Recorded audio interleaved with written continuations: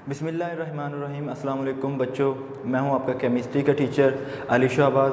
आज हम डिस्कस करेंगे सेकंड ईयर केमिस्ट्री चैप्टर 8 और उसका first topic introduction to hydrocarbon discuss करेंगे। तो चैप्टर का नेम सबसे पहले क्या है? चैप्टर का नेम है एलिफेटिक हाइड्रोकार्बन।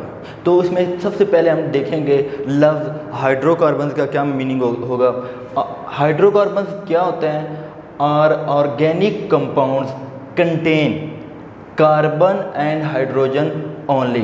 याद रखिएगा मैंने क्या बोला है कि जो सिर्फ कार्बन और हाइड्रोजन पे कंसिस्ट हो उन्हें हम क्या बोल देते हैं? हाइड्रोकार्बन बोल देते हैं। एग्जाम्पल के तौर पर हम देखते हैं, ये यहाँ पर देखिएगा, ये हमारे पास जो फर्स्ट एग्जाम्पल है ये किसकी है? मीथेन की एग्जाम्पल है। मीथेन की एग्जाम्पल है और ये मीथेन कार्बन और हाइड्रोजन पे कंसिस्ट है, तो ये क्या हुई?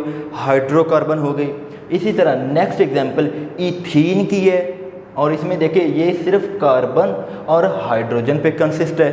और नेक्स्ट एग्जांपल देखिए, अगर हम इथाइन की बात करें, ये भी कार्बन और हाइड्रोजन पे कंसिस्ट है। CH ट्रिपल बॉन्ड CH किसकी एग्जांपल है? इथाइन की।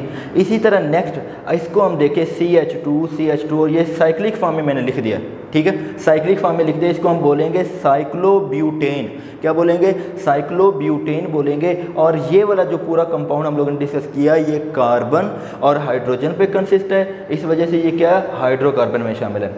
इसी तरह अगर हम बात करें बेंजीन की, अब देखिए बेंजीन भी 6 कार्बन और 6 हाइड्रोजन से मिलकर बनी होती है। बेंजीन का मॉलिक्यूलर फार्मूला C6H6 होगा, कार्बन और हाइड्रोजन पे कंसिस्ट है, तो इस वजह से ये भी क्या होगा? हाइड्रोकार्बन में शामिल है। इसी तरह अगर हम बेंजीन का डेरिवेटिव मीन टोलीन देख ले, सिर्फ टोलीन की बात कर रहा हूँ, इसमें यहाँ पर आप लोग देखें कि बेंजीन है, बेंजीन ऑलरेडी क्या होता है? हाइड्रोकार्बन होता है और उसके ऊपर CH3 ग्रुप लगा हुआ है, इसे हम क्या बोलेंगे? टोलीन बोल देंगे। तो ये भी यहाँ पर क्या है? हाइड्रोकार्बन है। नेक्स्ट है क्लासिफिकेशन ऑफ हाइड्रोकार्बन। हाइड्रोकार्बन को हम 2 हिस्सों में क्लासीफाई करते हैं, ओपन चेन या इसे हम बोलेंगे एसाइक्लिक हाइड्रोकार्बन, या हम इसी को कहते हैं क्लोज चेन या साइक्लिक हाइड्रोकार्बन। जो हमारे पास ओपन चेन या एसाइक्लिक हाइड्रोकार्बन होते हैं इनको फर्दर हम 2 हिस्सों में क्लासीफाई करते हैं, सैचुरेटेड हाइड्रोकार्बन्स में एंड अनसैचुरेटेड हाइड्रोकार्बन्स में। सैचुरेटेड हाइड्रोकार्बन में हमारा अल्केन शामिल है, जबकि अनसैचुरेटेड हाइड्रोकार्बन में हमारा अल्कीन और अल्काइन शामिल होता है। जो हमारा जो लफ्ज़ है अल्केन, अल्कीन और अल्काइन, ये तीनों हम चैप्टर 8 के अंदर डिस्कस करेंगे और इन तीनों को हम एलिफेटिक हाइड्रोकार्बन बोल देते हैं।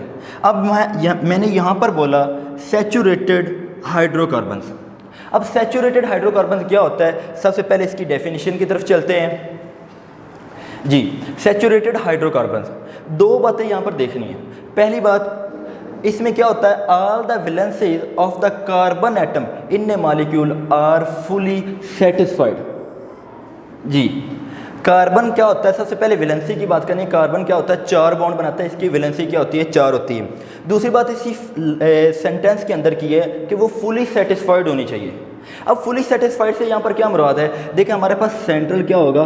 कार्बन होगा, सेंट्रल हमारे पास कार्बन होगा और कार्बन के गिर्द अटैच्ड एटम कितने होने चाहिए? 4 अटैच्ड एटम होने चाहिए। देखिए 4 बॉन्ड बनाएगा लेकिन अटैच्ड एटम भी 4 होने चाहिए। वो सेम भी हो सकते हैं, डिफरेंट भी हो सकते हैं। इसी तरह एक और एग्जांपल ले लेते हैं, जैसे इथेन की एग्जांपल ले लेते हैं।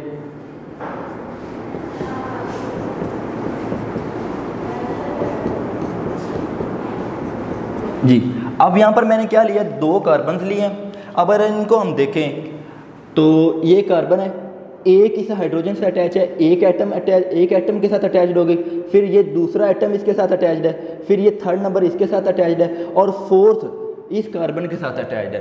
तो जब भी कार्बन 4 एटम्स के साथ अटैच्ड होगा तब उसकी वैलेंसी क्या होगी? फुली सेटिस्फाइड होगी।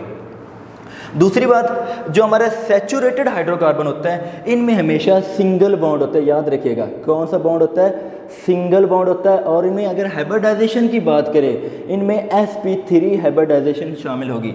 और सैचुरेटेड हाइड्रोकार्बन में हम अल्केन क्लास की स्टडी करते हैं। सैचुरेटेड हाइड्रोकार्बन में हम क्या करते हैं, अल्केन क्लास की स्टडी करते हैं। ये हो गया हमारा पॉइंट नंबर 1। पॉइंट नंबर 2, जो सैचुरेटेड हाइड्रोकार्बन होते हैं can not further take up any more hydrogen atoms, hydrogen molecule.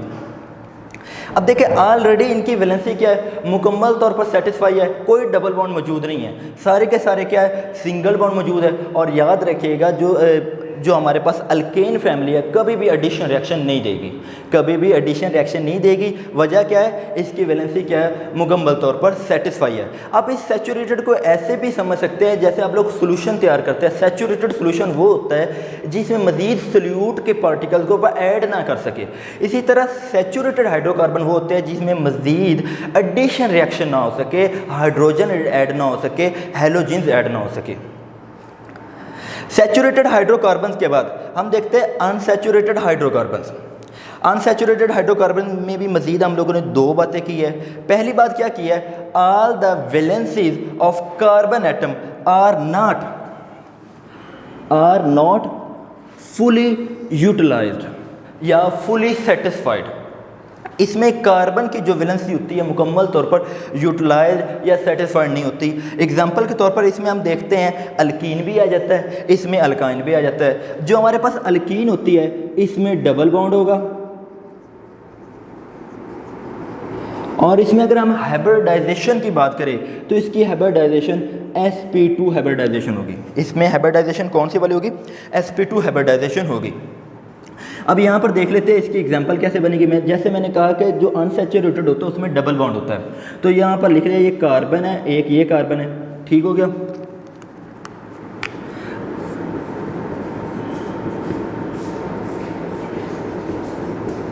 जी अब देखें सेंट्रल कार्बन है, मैंने बोला जब सेटिस्फाई तब होता है जब इसके गिर्द 4 अटैच्ड एटम होने चाहिए।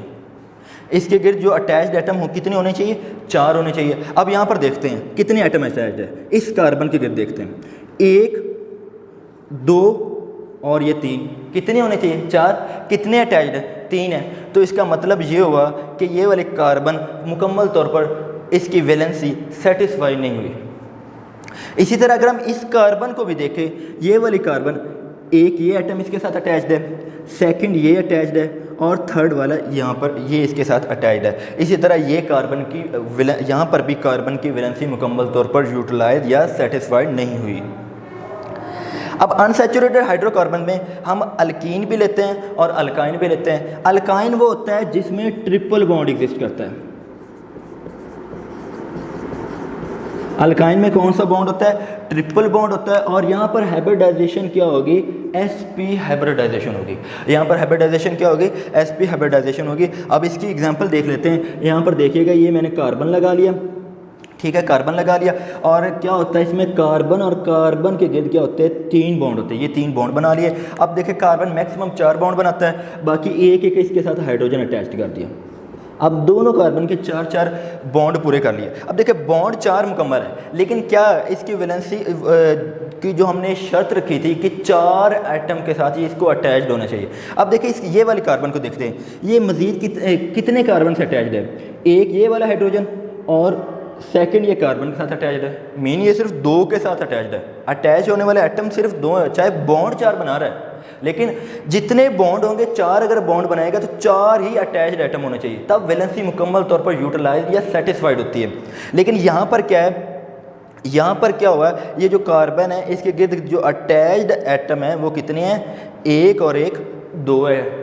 इसी तरह का हम इस कार्बन को देखें, ये नीचे वाली इस साइड वाली कार्बन को देखो। अब देखो ये एक इस हाइड्रोजन के साथ अटैच्ड है और एक इस कार्बन के साथ अटैच्ड है। इस तरह ये कार्बन भी क्या है, 2 के साथ अटैच्ड है। तो यहाँ पर भी वैलेंसी सेटिस्फाई नहीं हो रही। पॉइंट नंबर 1 मैंने एक्सप्लेन कर दिया। पॉइंट नंबर 2 क्या बोला है कि further addition of hydrogen can take place. Further addition of hydrogen can take place.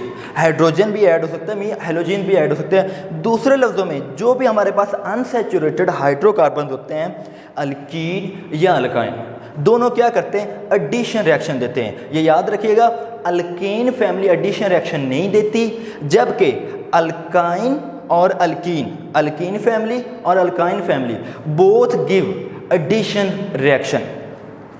तो मैं क्या करता हूँ, ये अब देखिएगा, ये वाले अल्कीन वाले एग्जांपल को नोट कीजिएगा। मैंने यहाँ पर क्या लिखा था कि ये कार्बन कार्बन डबल बॉन्ड है और इसके गिर्द क्या है, दो हाइड्रोजन अटैच्ड है। अब यहाँ पर क्या करता हूँ मैं, अगर इसके पास हाइड्रोजन अटैच करना चाहूँगा तो एक इसका सिग्मा बॉन्ड होता है, एक पाई बॉन्ड होता है।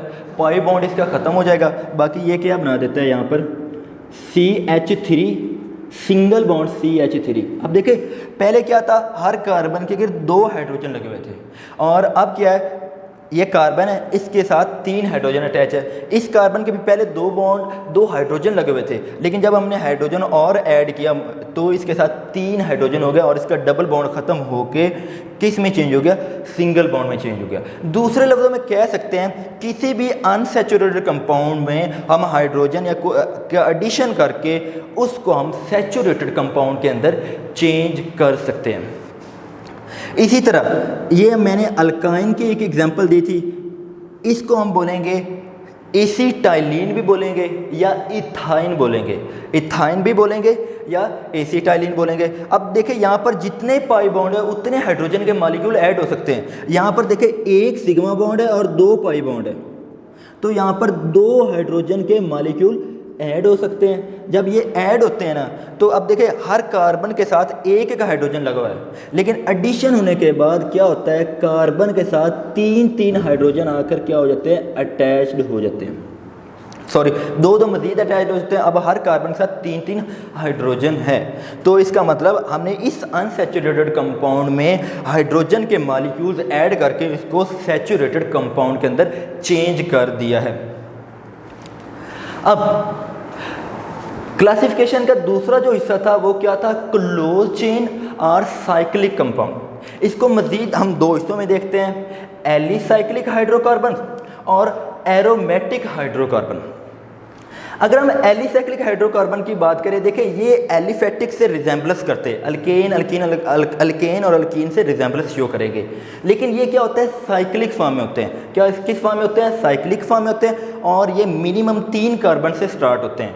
तो इसकी एग्जांपल देख लेते हैं। देखिए CH2, मैं इसका एक साइक्लिक कंपाउंड बना दूंगा, ये आपस में इस तरह अटैच हो गए, इसको हम बोलेंगे साइक्लोप्रोपेन।